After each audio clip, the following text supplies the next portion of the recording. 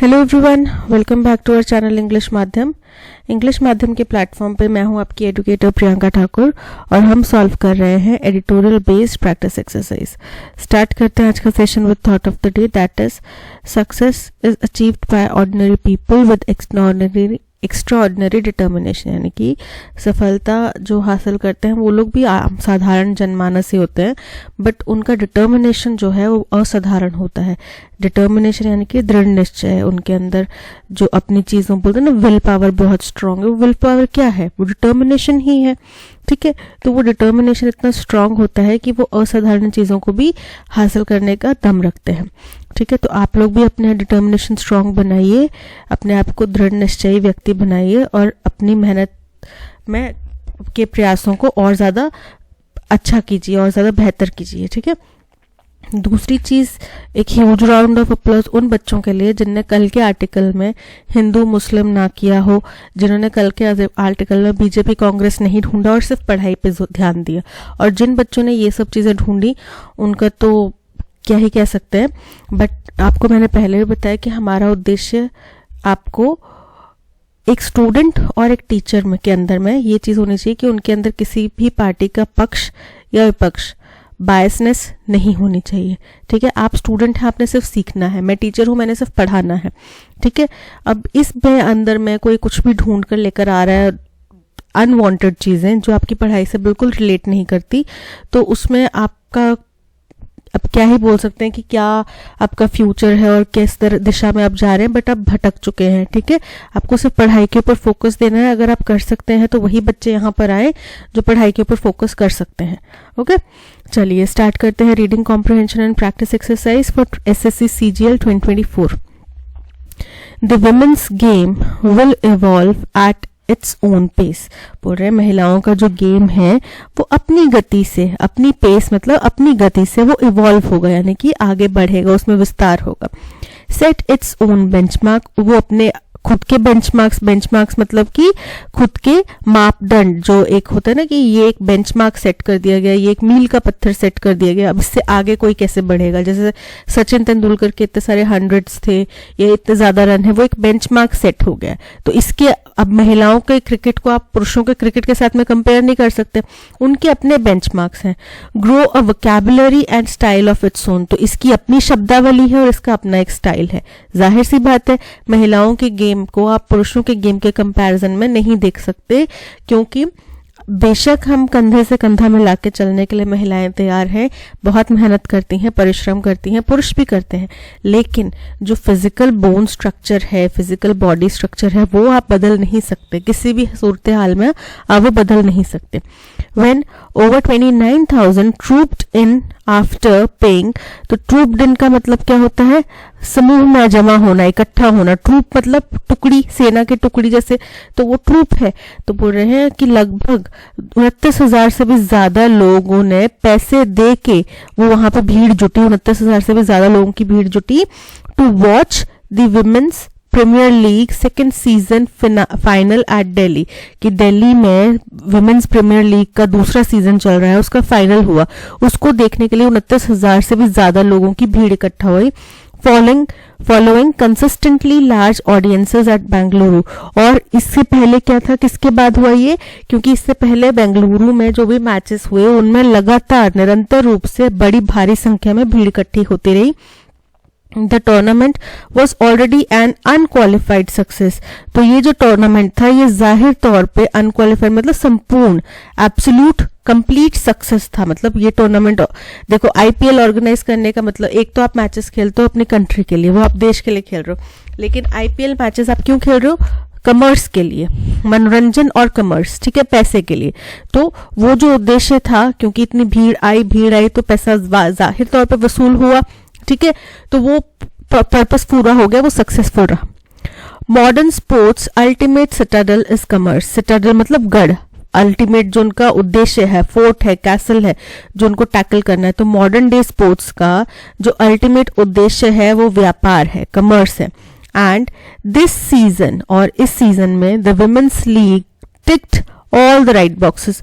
Tick all the right boxes मतलब सभी चीजों को, सभी जो भी आशाएं उनसे लगाई जा रही थी उनको पूरा किया, उम्मीदों पे खरे उतरे। तो इस सीजन में विमेंस क्रिकेट लीग ने, विमेंस प्रीमियर लीग ने सभी उम्मीदों पे खरा उतरा, यानी कि उन्होंने अच्छा परफॉर्म करा, कमर्शियली भी अच्छा रहा और वैसे भी अच्छा रहा। Even as Aussie great Elise Perry finished the MVP, home cricketers too stood out with sparkling performances. अब बोल रहे हैं कि चाहे ऑस्ट्रेलियाई क्रिकेटर, ऑस्ट्रेलियाई प्लेयर एलाइस पेरी, जिनको ऑजी ग्रेट एलाइस पेरी बोला जाता है, ऑजी मतलब ऑस्ट्रेलियाई की महान एलाइस पेरी जो है, उन्होंने एमवीपी मतलब सर्वश्रेष्ठ खिलाड़ी, मोस्ट वैल्यूएबल प्लेयर के तौर पे उन्हें खत्म किया, मतलब कि वो सबसे अच्छे प्लेयर रहे। होम क्रिकेटर्स यानी कि घरेलू खिलाड़ी, यानी कि इंडिया के जो खिलाड़ी थे वो भी स्टूड आउट करे। स्टैंड आउट करना मतलब कि अलग दिखना, उन्होंने कुछ नया प्रदर्शन करा, बहुत अच्छा प्रदर्शन करा जिसको नोटिस किया गया। विद स्पार्कलिंग परफॉर्मेंसेस, स्पार्कलिंग मतलब शानदार और परफॉर्मेंसेस मतलब अपने खेल से, तो अपने अच्छे बहुत शानदार खेल से उनको भी नोटिस किया गया, रिकॉग्नाइज किया गया। इन द फाइनल में it was off spinner Shreyanka Patil. अब ये देखो घरेलू प्लेयर्स की बात आ गई कि ऑफ स्पिनर आई थिंक एक अलग से श्रेणी है बॉलिंग की, ठीक है। तो ऑफ स्पिनर है Shreyanka Patil, who came up with a match winning spell मतलब ओवर, जो बॉलिंग का ओवर होता है उन्होंने मैच विनिंग स्पेल किया। मैच विनिंग स्पेल मतलब मैच को जिताने वाला ओवर उन्होंने डाला। Shefali Verma and Richa Ghosh hit sixes that landed deep in the stands. और बोल रहे हैं शेफाली वर्मा और ऋचा घोष ने ऐसे बड़े बड़े छक्के मारे जो स्टैंड्स मतलब स्टेडियम में जहां पे बैठने की जगह होती है ना, उस जगह को बोलते स्टैंड्स। तो वहां पे स्टेडियम के अंदर तक, स्टैंड्स के अंदर तक जाके वो बैठने की जगहों तक जाके वो पहुंचे, इतने बड़े बड़े छक्के मारे।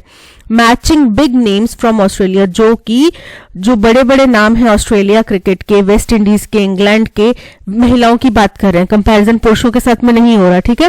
फिर से याद रखना, लिखा नहीं है महिलाएं, लेकिन यहाँ पे उन्होंने पहले ही बोल दिया कि पुरुषों के साथ में कंपैरिजन नहीं, इसकी अपनी एक डिक्शनरी चल रही है, अपना एक मापदंड चल रहा है। तो ऑस्ट्रेलिया, वेस्ट इंडीज और इंग्लैंड जैसे महिलाएं, जहां के महिला क्रिकेटर्स बहुत बड़े बड़े नाम है, उनके बराबरी में जाके खड़ा हो गए, उनकी तरह के उन्होंने बड़े बड़े छक्के मारे। Harmanpreet Kaur struck a memorable century, वहीं हरमनप्रीत कौर ने एक बहुत ही यादगार सेंचुरी यानी कि 100 रनों की पारी खेली। विच इज अ गुड ओमन, ओमन मतलब शगुन, तो बोल रहे हैं जो कि एक बहुत अच्छा शगुन है फॉर इंडिया कैप्टन, हिंदुस्तान के कैप्टन के लिए। And Smriti Mandhana marshalled her troops to land her first title, और स्मृति मंधना ने अपने ट्रूप्स को मार्शल करना मतलब इकट्ठित करना, संगठित करना, उन्होंने अपने ट्रूप्स को, अपनी टुकड़ी को, अपने प्लेयर्स को मार्शल किया, संगठित करा और लैंड हासिल किया, अपने पहला टाइटल, अपनी पहली विक्ट्री उन्होंने हासिल करी। With the T20 world cup in Bangladesh, अब क्या होना है, T20 वर्ल्ड कप होना है बांग्लादेश में इसी साल में, later this year. And immediate goal, क्योंकि यही हमारा अभी सबसे आगे आने वाला हमारा उद्देश्य है, गोल है। Jemimah Rodrigues adding a new dimension to her batting and Yastika Bhatia, बोल रहे हैं जमीमा रोड्रिगज हैं, उन्होंने एक अलग दायरा, एक अलग डायमेंशन ऐड करा है अपनी बैटिंग में, यानी कि कुछ नया करके दिखाया है, बैटिंग स्टाइल कुछ चेंज किया होगा या कुछ बैटिंग में नया कुछ लेकर आए होंगे, नयापन लेकर आए होंगे। और वहीं यस्तिका भाटिया हैं, proving she is reliable both as opener and a wicket keeper, उन्होंने ये बात साबित कर दी है कि वो विकेट कीपर के तौर पे और बैट्समैन के तौर पे, ओपनिंग बैट्समैन के तौर पे बहुत ही भरोसेमंद चॉइस है। Is crucial to team India जिक्सो, तो ये टीम इंडिया का जो जिक्सो है, जिक्सो मतलब पजल होता है, जिक्सो पजल ऐसे ऐसे चल रहा है, उतार चढ़ाव वाली जो टीम इंडिया की खेल चल रही है, उसके लिए बहुत इंपॉर्टेंट है कि इन दोनों प्लेयर्स ने अपना अपना स्टाइल चूज कर लिया है, ढूंढ लिया है और इतना भरोसा दिखाया है। Deepti Sharma delivered on her potential as world class allrounder, Deepti Sharma ने अपनी क्षमता के अनुसार ये साबित कर दिया कि वो वर्ल्ड क्लास ऑलराउंडर हैं. Not only with crucial wickets, ना केवल उनने बहुत महत्वपूर्ण विकेट चटकाए विद हर ऑफ स्पिन, अपनी ऑफ स्पिन बॉलिंग की मदद से, but also by clearing the boundary frequently, पर साथ ही साथ उन्होंने बाउंड्रीज भी क्लियर करी, यानी कि बाउंड्रीज क्लियर करना मतलब चौके छक्के भी लगाए. The big hitting was remarkable of course, तो उनकी जो ये बड़ी बड़ी पारियां थी, बड़े बड़े चौके छक्के मार रही थी वो, ये जाहिर तौर पे बड़े यादगार रहेंगे. But this was also about steely nerves, लेकिन ये और किसके बारे में था, दृढ़ साहस के बारे में भी बात थी कि यहाँ पर बहुत ज्यादा उन्होंने साहस भी दिखाया. As when little known Sanjana Sanjeevan, क्योंकि जब बहुत कम जानी जाने वाली, लिटिल नोन मतलब उनको ज्यादा जानते नहीं है दुनिया, अभी लोग उनके बारे में ज्यादा जानते नहीं है, संजना संजीवन उनका नाम है. Hit the first ball on her WPL debut, उन्होंने जब पहली बॉल मारी अपने WPL डेब्यू मतलब पहली बार मैच खेल रहे थे, the last one of the match, जो कि मैच की आखिरी बॉल थी, for 6 because nothing less would have done, और उस बॉल पे उन्होंने छक्का मारा, क्योंकि उससे कम तो कुछ भी मतलब वैलिड था ही नहीं, उससे कम कुछ उनको पहचान दिला ही नहीं सकता था. पर लास्ट पहली डेब्यू बॉल, लास्ट मैच की लास्ट बॉल, और उस पर ही उन्होंने छक्का मार दिया. Leg spinner Asha Shobhana was another find with 5 wickets to turn a match in final few overs. और लेग स्पिनर, ये भी बॉलिंग की एक प्रक्रिया होती है, उसकी एक प्रणाली होती है. तो लेग स्पिनर आशा शोभना थी है, उन्होंने क्या किया, वो एक और, हमने इस WPL के मैचेस से, विमेंस प्रीमियर लीग से हमें एक और नायाब हीरा मिला है, ढूंढकर हमने निकाला है, जिन्होंने 5 विकेट चटकाए और फाइनल आखिरी कुछ ओवर्स में मैच जो है उसको टर्न अराउंड कर दिया, उसको पलट दिया, मैच का रुख बदल दिया. ठीक है, ये वो कह रहे हैं. The fielding standards in the women's game can improve, no doubt. अब इसमें कोई दो राय नहीं है कि यहाँ पे फील्डिंग की जो प्रक्रिया है, फील्डिंग की जो प्रोसेस है, उसमें महिला गेम के अंदर हमें और ज्यादा इंप्रूवमेंट की जरूरत है. And that will give all 5 franchises including the 3 owned by IPL teams their next goal. और ये जो है कि हमें महिलाओं के गेम की फील्डिंग सुधारनी है, तो ये जो 5 फ्रेंचाइजीज इसके अंदर हैं, जिनमें की 3 IPL टीम्स हैं, ओनर हैं, उनको अगला उद्देश्य मिल जाएगा, गोल मिल जाएगा कि अब हमारा नेक्स्ट टारगेट क्या है, हमें महिलाओं के क्रिकेट की फील्डिंग सुधारनी है.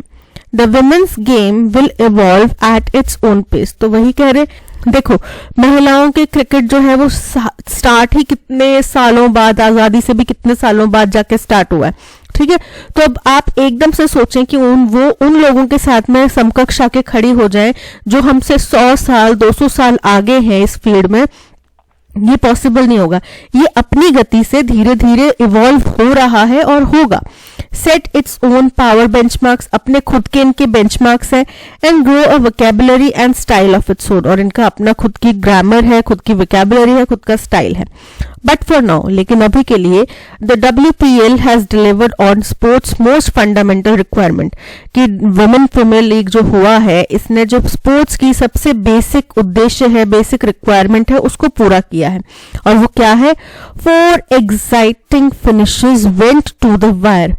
गो टू द वायर का मतलब होता है अंत तक जाना, कि 4 एक्साइटिंग फिनिशेस हुई हैं जो कि अंत तक चली हैं. ऐसे मैचेस हुए हैं जो अंत तक खींचे गए हैं, लास्ट ओवर की लास्ट बॉल तक खींचे हैं, और वही वर्ल्ड क्लास क्रिकेट की रिक्वायरमेंट है. And it spawned fandoms with celebration spilling on to the streets.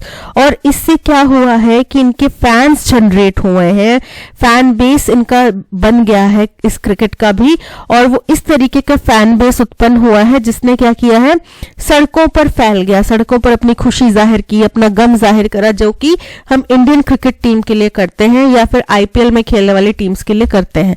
ठीक है, वैसा ही एक फैन बेस महिला क्रिकेट टीम के लिए भी बना है. ठीक है, तो ये था पैसेज. अब चलते हैं क्वेश्चन नंबर 1 की तरफ. What is the tone of the passage? तो टोन पैसेज की काफी ज्यादा सेलिब्रेटरी है. क्यों? क्योंकि उन्होंने बोला कि भाई हालांकि धीमी गति से चला है, लेकिन जो हमें वर्ल्ड क्लास प्लेयर्स मिल गए हैं इस WPL के दौरान में, इस WPL की वजह से, और उन्होंने कितना अच्छा परफॉर्मेंस दिया है उसके बारे में बात करी. तो क्रिटिकल तो नहीं है, डिसमिसिव भी नहीं है, इनडिफरेंट भी नहीं है, तो बचा क्या, celebratory. Option C is correct. What is the main theme of the passage? The challenges faced by women's cricket. Incorrect. The commercial success of women's Premier League. बिल्कुल correct कि ये commercially successful लीग रही और यही अपने आप में बहुत बड़ा एक अचीवमेंट है. What is the significance of Women Premier League according to the passage? कि पैसेज के अनुसार Women's Premier League का क्या महत्व है. तो देखो इसके जरिए हमें बहुत अच्छे जो प्लेयर्स हैं वो हम ढूंढ कर ला पाए और उसके अलावा इस गेम की पॉपुलैरिटी भी बढ़ी, कमर्शियली भी ये सक्सेसफुल हो पाए. द वुमेन्स प्रीमियर, एक अगर उनको लेवल प्लेइंग फील्ड नहीं देंगे, अगर उनको हम बराबरी का मौका नहीं देंगे तो वो कैसे ग्रो करेंगे, राइट. तो women's premier league signifies the growing popularity and commercial success of women's cricket. ये दर्शाता है कि महिला क्रिकेट जो है वो भी सक्सेसफुल हो रहा है, चाहे कमर्शियली हो चाहे पॉपुलैरिटी की बात हो. As evidenced by the large number of spectator, जो कि जाहिर हो जाता है इसी बात से कि इतने ज्यादा लोग इस मैच को देखने आए थे. And the performance of both international and home cricketers, और जो इंटरनेशनल और होम क्रिकेटर्स की जो परफॉर्मेंस रही कि एक मैच का रुख बदल सके या एक मैच को आखिरी ओवर की आखिरी बॉल तक पलट सके, तो ये जो है ये वर्ल्ड क्लास क्रिकेट की पहचान है. Option A is correct. Based on the passage, how did the performance of home cricketers in Women's Premier League final compare to that of international players? कि कैसी थी हमारे क्रिकेटर्स की परफॉर्मेंस. तो यही बोला ना कि हमने ऐसी परफॉर्मेंस दी जो कि ऑस्ट्रेलिया, वेस्ट इंडीज और इंग्लैंड के जो दिग्गज प्लेयर हैं उनके बराबर की परफॉर्मेंस दी गई, right. Home cricketers outperformed international players with Shriyanka Patil delivering a match-winning spell and Harmanpreet Kaur scoring a memorable century. कि उनने आउट परफॉर्म करा, तो उनसे ज्यादा बेहतर परफॉर्म करने की बात नहीं हो रही, लेकिन उनके एक समकक्ष वाला परफॉर्मेंस करा. The performance of home cricketers was on par with international players. बिल्कुल करेक्ट है. उनके समकक्ष का गेम उन्होंने दिखाया. As evidenced by Shafali Verma and Richa Ghosh hitting sixes that match those of big names from Australia, West Indies and England. बिल्कुल correct. Option B is correct. Based on the passage, which of the following can be inferred about the impact of Women's Premier League on women's cricket? बोल रहे हैं कि passage में क्या बोला गया है कि विमेन प्रीमियर लीग का क्या प्रभाव पड़ेगा विमेन्स क्रिकेट के ऊपर. पहला, The WPL has contributed to the discovery of new talent in women's cricket. बिल्कुल करेक्ट है. हमें नए नए चेहरे मिलने लगे ना, उसके जरिए हमें पता चला कि अच्छा ये भी प्लेयर है, अच्छा ये इतना अच्छा कर सकता है. जैसे कि संजना संजीवन का बात करें या आशा शोभना की बात करें, right. The WPL has emphasized the importance of fielding standards in women cricket. तो ये भी उन्होंने बोला कि भाई इससे जो जितने भी फ्रेंचाइजेज हैं महिला क्रिकेट की, उनको एक नया टारगेट मिल गया, एक गोल मिल गया कि अब हमें इनकी फील्डिंग सुधारनी है. ठीक है, तो ये करेक्ट है. The WPL has led to an increase in the popularity and fan base of women's cricket. बिल्कुल करेक्ट है. तो ये तीनों करेक्ट हो गए और 1 यानी कि option D 1, 2, 3 is correct. When Rajesh was going to college, he met with an accident. जब वो जा रहा था, पास्ट की घटना है, जब जा रहा था उस टाइम उसका एक्सीडेंट हो गया, राइट. तो पास्ट की घटना है तो हैज मेट नहीं आएगा, क्या आएगा? Simple, he met with an accident. Option C is correct. As soon as I shall win the lottery, I hope to buy a Ferrari. जो भी future time clauses होते हैं जैसे कि when, as soon as, before, after, ये future time clauses होते हैं, इनके साथ में शैल, विल, ये सब चीजें नहीं आती. As soon as I win the lottery I hope to buy a Ferrari. जैसे ही मेरी लॉटरी जीतेगी, निकलेगी, मैं जीतूंगा लॉटरी, तो मैं उम्मीद कर रहा हूं कि मैं उस लॉटरी से एक फरारी खरीद पाऊंगा. ठीक है. सो एज सून एज आई शैल नहीं आएगा, as soon as I win the lottery. Option C में एरर है. Some things are meant to be and death is dash for humans. कुछ चीजें तो होकर ही रहनी है, वो होनी ही होनी है, उनको आप टाल नहीं सकते. और ऐसा ही एक अटल सत्य क्या है? मृत्यु. डेथ है इंसानों के लिए. एडिबल, एडिबल मतलब जो ऐड किया जा सकता हो, खाने वगैरह में डाला जा सकता हो, खाने योग्य हो. स्पाइरल, स्पाइरल मतलब इस तरीके का, जैसे स्प्रिंग होती है ना घुमावदार. नेचुरल, बिल्कुल प्राकृतिक प्रक्रिया है इंसानों के लिए, सो नेचुरल है। वायरल, वायरल मतलब वायरस से संबंधित, तो ये डेथ जो है वायरस से संबंधित नहीं है ना, वो नेचुरल है इंसानों के लिए। Option C is correct. They complained that their manager was incompetent, spelling error है, and knew nothing about the project। incompetent की spelling क्या होते हैं? INCO। incompetent का मतलब क्या होता है? incompetent का मतलब होता है कि कोई किसी काम को करने में असमर्थ है, अयोग्य है उस काम को करने के लिए, ठीक है। तो incompetent, INCOMPETENT, incompetent, INCOMPETA,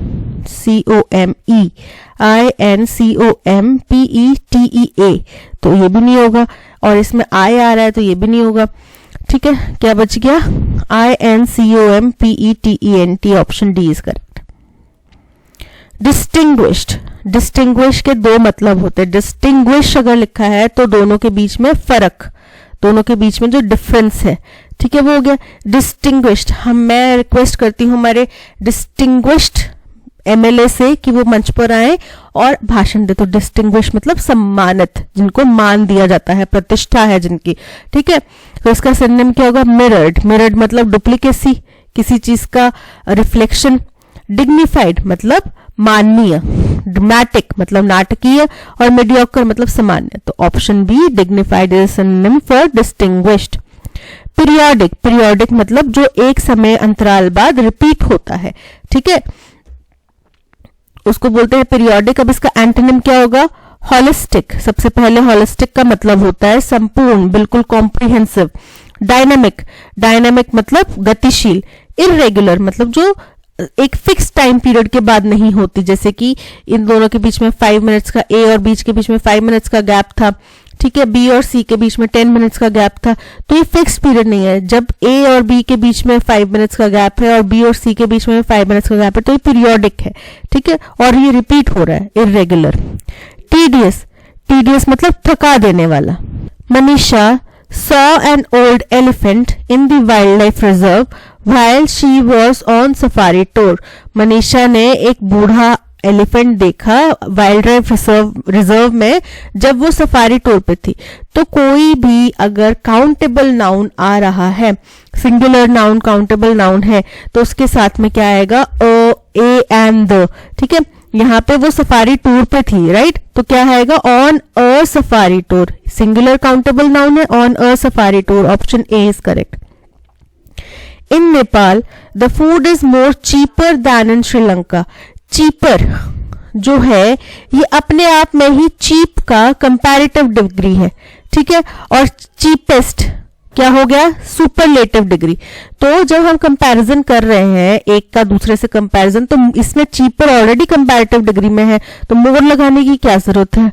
मोर तो उन चीजों के साथ में लगाया जाता है जिनकी कंपैरेटिव और सुपरलेटिव डिग्री नहीं होती, और फिर आपने उसमें कंपैरिजन करना है, तो ठीक है।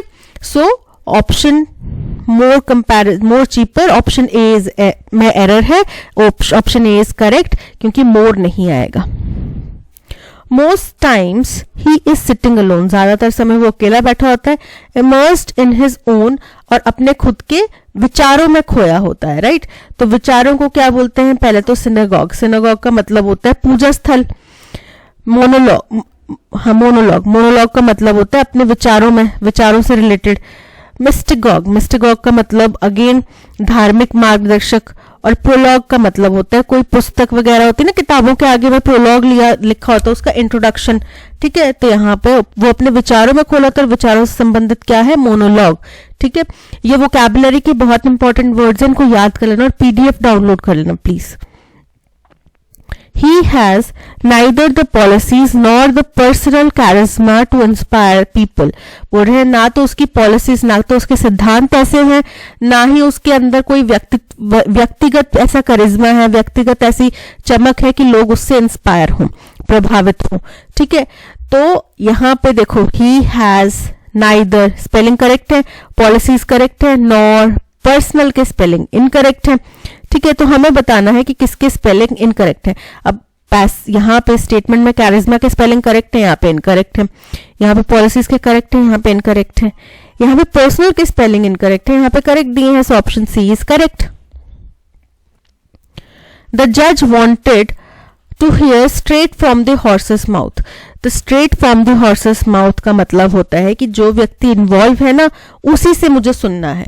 मुझे इधर उधर की वाया वाया बात नहीं सुननी कि ए ने बी को ऐसा बोला, फिर बी ने 4 लगा के +4 करके सी को बोला, फिर सी ने +5 करके डी को बोला। अब वो डी मुझे बात बता रहा है लॉयर को, जज को, ये है जज साहब, और इनको बात कौन बता रहा है, ये डी बता रहा है। तो मुझे डी से नहीं सुनना, मुझे डायरेक्टली ए से सुनना है कि क्या बात थी। ठीक है, तो directly from the person involved, option B is correct. Virtual reality is the creation of a virtual environment. Virtual reality virtual environment का उपज है जो कि प्रेजेंटेड टू आवर सेंसेस, जो कि हम अपनी सेंसेस को दिखाते हैं, देते हैं, इन सच अ वे, इस तरीके से that we experience it as if we were really there, जैसे कि हम असल में वहां हो। तो इसमें कोई एरर नहीं है, सब कुछ करेक्ट है, no substitution required. Being a journalist, your first duty is to dash or else your colleagues might surpass you. अब जर्नलिस्ट होते हैं तो उनको अवेयर रहना पड़ता है हर चीज के बारे में। तो ईट अ हम्बल पाए, पहला इसका मतलब है अपनी गलती मान लेना। तो जर्नलिज्म का अपनी गलती मानने से और अपने कोलीग्स का आगे बढ़ जाने से तो कोई लेना देना नहीं है। Have an axe to grind, इसका मतलब होता है कोई पर्सनल उद्देश्य रखना, कुछ पर्सनल आपका यहाँ पे कुछ उद्देश्य है, इस वजह से आप ये कार्य कर रहे हैं। तो इसका भी, इससे भी कोलीग्स का आगे बढ़ने का कोई लिंक नहीं है। Build castles in the air, मतलब हवाई किले बनाओ, कुछ ठोस सबूत नहीं होना चाहिए, ठोस बात नहीं होना चाहिए, ऐसे हवा में तीर फेंक के जाओ, तो उससे भी आपके कोलीग्स आगे निकलने का कोई तथ्य नहीं बनता। Keep your ear to the ground, इसका मतलब होता है सूचना में रहना, यानी कि बारीक से बारीक आपके पास जानकारी होनी चाहिए, अवेयरनेस होनी चाहिए, अपडेटेड होना चाहिए आप। तो जाहिर सी बात है जर्नलिज्म की फील्ड में आपको अपडेटेड रहना पड़ेगा, वरना कलीग्स आगे निकल जाएंगे। Option D is correct. He will come and receive you at the station when you will arrive, कि वो आएगा और आपको ले लेगा स्टेशन से जब आप आएंगे।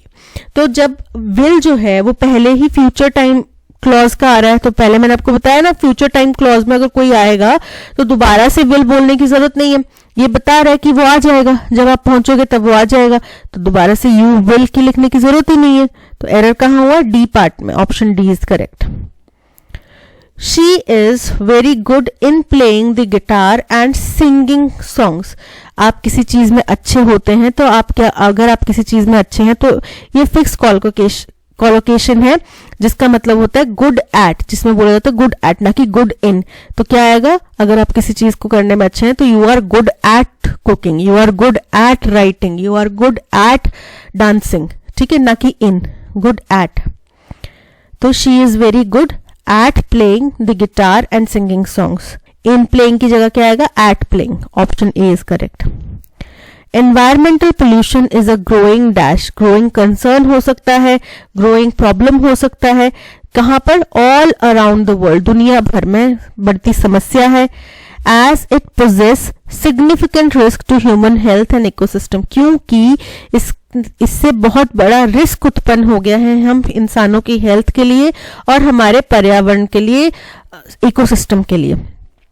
The dash of environmental pollution vary from natural causes such as volcanic emissions to human actions. तो जो इसके कारण हैं वो अलग अलग हैं, भिन्न भिन्न कारण है, वेरिड है। कुछ नेचुरल कॉजेज भी हैं जैसे कि वॉल्केनिक इरप्शंस या वॉल्केनिक एमिशंस, तो वहीं कुछ मैन मेड कारण भी हैं, इंक्लूडिंग इंडस्ट्रियलाइजेशन, जिसमें क्या क्या शामिल है, इंडस्ट्रियलाइजेशन शामिल है, ट्रांसपोर्टेशन शामिल है, एनर्जी प्रोडक्शन शामिल है और एग्रीकल्चरल प्रैक्टिसेस शामिल हैं। ठीक है, अब आप बोलेंगे एग्रीकल्चर तो नेचुरल है, उसमें कैसे, तो जो पराली वगैरह जलाते हैं या जला के बर्निंग करके जो आप खेती बाड़ी करते हैं तो वो अननेचुरल हो जाता है ना, फिर वो उसमें आपका मैनमेड पोल्यूशन ही कॉज हो रहा है, air pollution.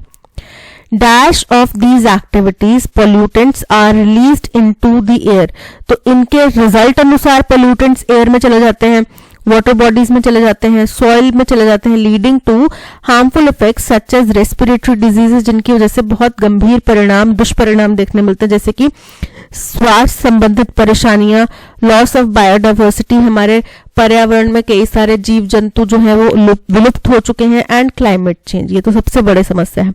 One of the primary causes of environmental pollution is human attitudes towards sustainability।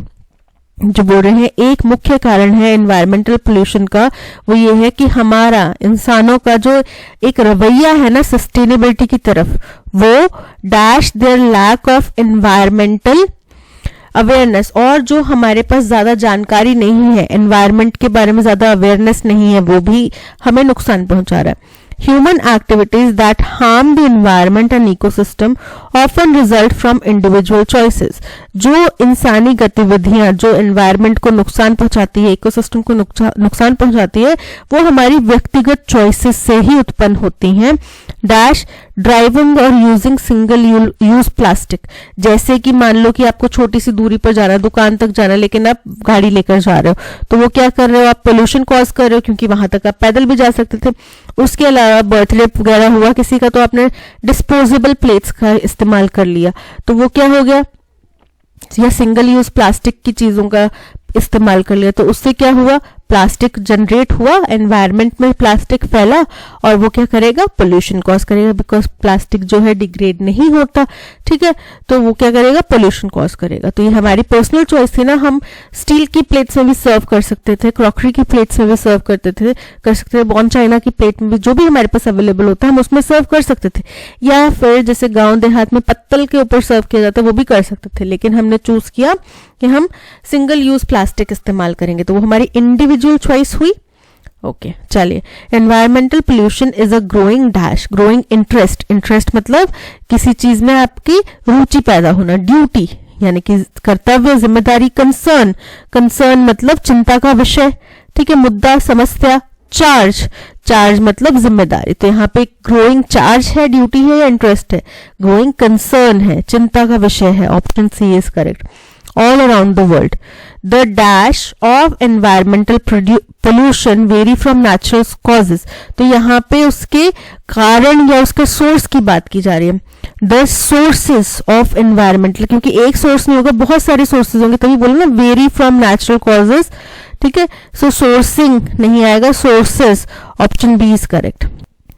Dash of these activities, तो अब इन एक्टिविटीज के कारणवश कुछ हो रहा है ना, since of these activities, however of this activities, therefore of these activities, as a result, तो इनके परिणाम स्वरूप, इन एक्टिविटीज के परिणाम स्वरूप पॉल्यूटेंट्स जो हैं वो हवा में, पानी में, सॉइल में घुल जाते हैं।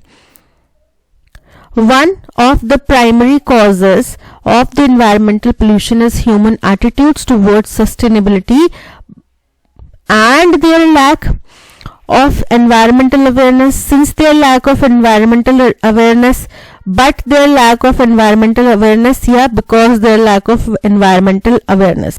अब क्योंकि इसमें बोला जा रहा है कि एक मुख्य कारण, ठीक है, एक मुख्य कारण बताना है हमें कि कौन सा एक मुख्य कारण है इस एनवायरमेंटल पोल्यूशन का, तो बोल रहे हैं कि ह्यूमन एटीट्यूड्स टुवर्ड्स सस्टेनेबिलिटी नहीं है, लेकिन हमारा जो एनवायरमेंटल के अवेयरनेस की कमी है वो मुख्य कारण है।